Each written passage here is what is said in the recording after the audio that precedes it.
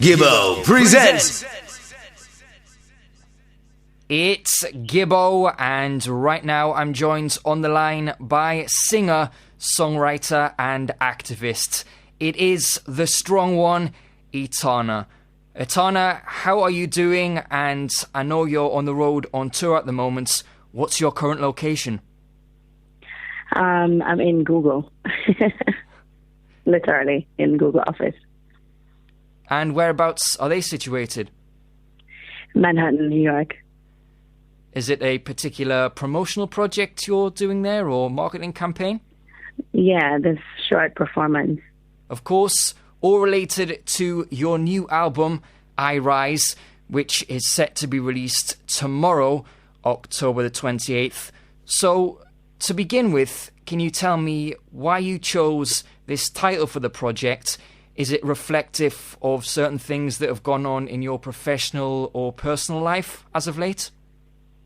I Rise just basically, for me, means having the will and the strength and the love to get up every day and continue to fight, to grow, and to build. I feel the album's cover, which is a photo of you for those who haven't seen it, fits the title very well. It's simple, but at the same time striking and bold. Do you agree? Is that the kind of look you were going for? Well, I wanted it to be strong. I wanted it to be stronger than any album cover I've ever had. So I think we have accomplished that somehow. You've included 2 cover tracks on the album, namely Bob Marley's Selassie is the Chapel and Marcia Griffith's Stepping Out of Babylon. Why in particular did you pick those 2 tracks to reinterpret? Hail Selassie was always an intro that I would do on every performance, and people would always ask me how come I never recorded it. And so I put it on the album so they would have it, to listen to over and over again for the first time. I think it's been like 7 years since I've been in reggae and 7 years since I've had that song as an intro. And Marcia Griffiths is just like a real reggae queen, she has been around for a long time. And as a person, she's very, very sweet, and so I figured she would be the best person for me to do a tribute to. You've spoken before about your last album, A Better Tomorrow, not fulfilling its potential and not being promoted as well as it perhaps could have been. Since then, you've made some changes to your team, and I would think you're confident that that won't be the case for this album. Surely, though, it must have been extremely frustrating for you to put your heart and soul into a project for months and months and to not see it get the recognition you felt it deserved? It was a serious moment. Very, very frustrating, very sad, actually. But I've recognized, my own mistakes, and having to deal with a lot of people in a label too can be very frustrating if you're not on the same page. And so instead of focusing on what was done by the label, I'd prefer to fix what I should have done a long time ago, And what in particular were those things that you did have to fix? Well, instead of going to new management, just focus on building the team that I've had for, like 3 years. And I've always had Free Mind Music before, but never had a solid team until maybe 3-4 years ago. So I'm continuing to grow with my own team solidly, and focusing on our goals as opposed to moving, and adding different people.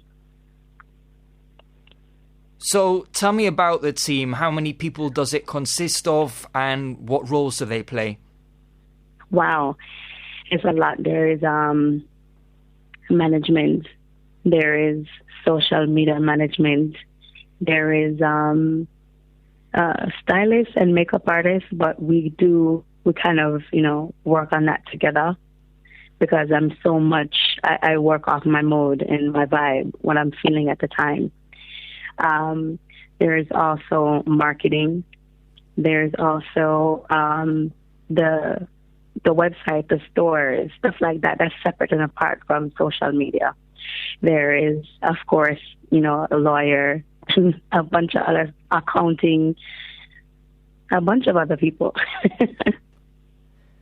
So which ways are you going about things differently with this release to make sure that this project reaches its full potential in terms of sales? Before, I wasn't touring as much. And I think a part of selling your albums or building a fan base has a lot to do with touring, which I'm doing now. And also there has to be people around to make sure that the sales of the albums are reported. That's the next thing that we never did before. Like we never had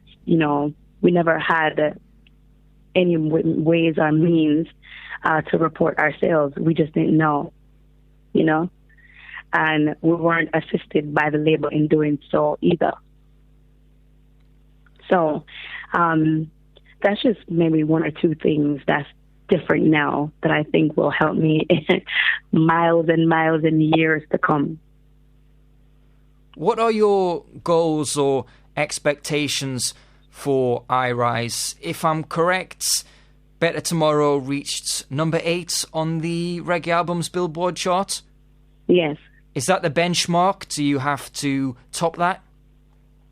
You know what? I think that with it being at number 8 with no promotion at all, I don't think that's a bad thing. But I really have no limit or any benchmark. I just think that we've done a lot of work, and we still continue to work up to this moment. And I don't think it's going to be, we're going to be done working until maybe the end of December, going into January, and we're going to start again in February. So I'm sure it's going to do well, really well. Today, reggae bands Revolution, Soldier and Iration, for example, are permanent fixtures on the Reggae Albums Billboard charts. I read a quote from you recently which said you thought their success was down to a difference in strategy. Could you explain what you mean by this, and how do you feel their strategy differs from the one used by Jamaican reggae acts? They stay on the road. They do shows sometimes without being paid. They make door deals at venues that would probably refuse them and say, oh, well, we don't know you, so we don't have any money. Most Jamaican acts would be like, well, fine, you move to the next venue, They would be like, well, you don't have to give us any money, we'll take the door. We'll advertise our own show. You don't have to do anything, just give us the venue. Kind of thing, So they make different deals and they stay on the road constantly. So have you studied their approach, and are you adopting some of their techniques now to... I've adopted a lot. A whole lot. I've learned along the way, and I'm grateful. And you would encourage other Jamaican reggae acts to do the same as well? I mean, you have to love it first, like with any business. In the first couple of years, you may not make as much money as you thought you would have made. But what keeps you there is the love for the business or the love for what you're doing, and then the money comes later. I would think that the majority of the people who buy these bands' albums are not the same people who are buying your album or an album from Beres Hammond, Dwayne Stevenson, Romain Virgo, or Busy Signal. So is it realistic for us to expect albums from Jamaican reggae artists to top the Reggae Albums Billboard chart when, to be blunt about it, these reggae bands have much more mass appeal to white America? Yeah, but why do they have mass appeal to white America? They never started that way. race may have an issue in it, yes, but it's not that much of an issue because with reggae music, the fans that I see when I tour are mostly white people anyway, you know. And doing this U.S. tour now with Cockatee, I'm seeing a lot more black people, but they all buy albums. I used to think that black people don't buy albums, to be honest. And I used to be like, well, let's not tour, you know, let's not go too deep into the areas that don't purchase albums. But then when you actually do it, you see that, you know, these people do buy albums, maybe going to them with the albums and maybe performing and giving a good show helps to sell your record, you know, and that's with anywhere you go in the world. Like, people want to see you. They want to be where you are. They want to hug you and say, yo, I love you. I love your music. And they want an autograph. They want stuff like that, you know? I wasn't necessarily saying that I thought black people didn't buy albums. I was more thinking that there's a certain population, I could be wrong here, I think, of white America who prefer it when they see music from a white person. For example, look at what Eminem did in hip-hop, or Vanilla Ice even earlier, or perhaps even going back to Snow in the reggae and dancehall world. Would you agree with that? Well, somewhat, because then the same fans some of the same people who appreciate our Revolution band, it's the same people who appreciate my music, you know? I guess you just have to be where they are. I don't know how else. I don't know if I'm making sense. No, certainly. I do agree there's a crossover. I just think that there's some people who, not necessarily racist, but I think when they see it from a white person, they just perhaps find more of a connection. Buy into it more? Yeah. Yeah. Maybe. Maybe. As you said, you're currently on tour in the US, and some of the cities and towns that you've either appeared in or will be appearing in, for example, Newport, Kentucky, Columbus, Minneapolis, and San Antonio, aren't really known for being hotbeds of reggae music. Does this demonstrate how broad the appeal of your message and music is? And do you consider it an achievement to be performing in these locations? I do consider it an achievement to be in certain territories or certain cities performing where, you know, it's not predominantly black, you know. And I think that, you know, when I see a mixture of an audience, or, yeah, I feel like when I see a mixture of an audience, I feel better because I feel like the music is, you know, is broader than, you know, I would have been maybe 3-4 years ago then. You know, I like to see a mixture, and I like to perform in bigger venues and even the upscale ones or even the little ones, but I love to see a mixture of people. And yes, I do consider it an accomplishment. For you, being on the roads on tour must be especially hard given that you're a mother, and I'm sure you try and keep time away from your children to a minimum. As they get that bit older, I'm guessing you won't be able to limit your time on tour. In fact, you said earlier you're looking to tour more. Do you manage to see them? Do they get to come with you at all, or is that just part of being an artist? I know that whenever they're day off, I go home, and I know that when I'm going to Europe, when I get to Europe, I'm going to be taking her with me, along with my mother, and maybe even my son too as well.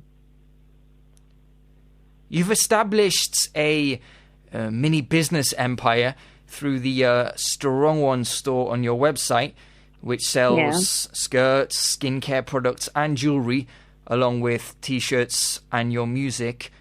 Will these ventures always come second after music, or could you see yourself spending more time developing these other ventures in the future? Well, what I want to do is I want to come up with the ideas, come up with the products I want to have on my site. And I want to have, well, I already have a small team of people working on the sale of the product and, you know, maintaining the sites and stuff like that. I want it to grow, but I know I won't be able to be 100% hands-on all the time. So my goal is to keep them, you know, growing as big and as fast as I can possibly. If you expanded the range of products that you sold on your site, would you be looking to go outside of the box again and offer something different to what other artists offer? Of course, all the time. I want to always continue to grow. Like even on the Etsy site, I said in the profile that some of the things will be things that I find interesting as I travel along my way, my path. So you'll see all kinds of stuff on there. Any clues as to what you're thinking about perhaps launching at the moment? Say that again. Is this what I'm thinking about? Any clues about what you could be launching? Any ideas you're currently mulling over? No, not necessarily. It's just it could be anything. It could be anything from a stool to a handbag or shoe, or it could be a chair. It could be anything that I find to be interesting along my journey. You're someone who isn't scared to speak your mind on social media. I was looking at your Twitter feed earlier, and topics you've recently commented on include Monica Lewinsky speaking about cyberbullying and the politics involved with Jamaican backing bands. Do you stop and think before you tweet, or do you just like to use Twitter as a stream of consciousness? You know what? I say what's on my mind. That's it. And I often, when it comes up, some things I just don't bother to write, you know, because I don't want to have to elaborate on it at any time. But certain things I just say because I really mean it. And, I wouldn't take it back. So that's why I post it. How often, if ever, do you regret things that you've tweeted? I never. I look at it first before I type it. I mean, after I type it, I look at it and I say to myself, is this something you really want to say? And if I feel funny, I just delete it. Lastly, before I let you go, you're fresh off a performance aboard the much talked about Welcome to Jamrock Reggae cruise. Can you describe the experience for me? It was billed as the ultimate reggae experience. Was this the case?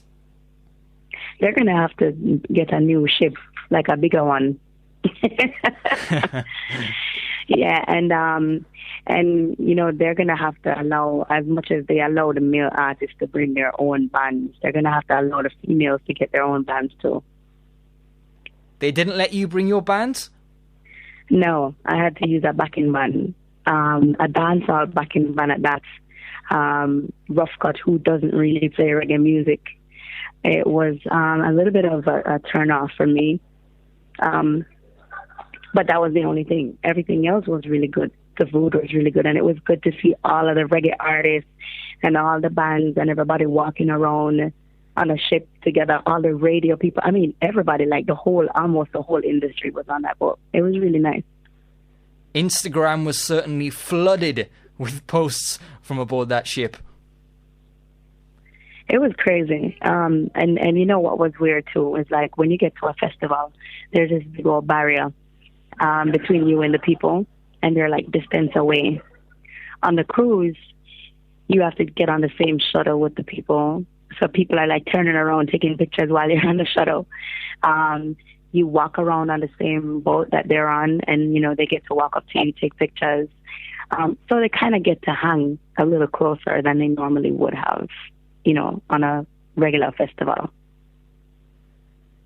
The fourth album from the lady I am speaking to right now, I Rise, is out tomorrow in the US and UK. Make sure you go and support the cause. Download yourself a copy legally Etana, thanks a lot for your time, and I wish you continued success for the rest of 2014 and beyond. Thank you so much. One perfect love. Gibbo.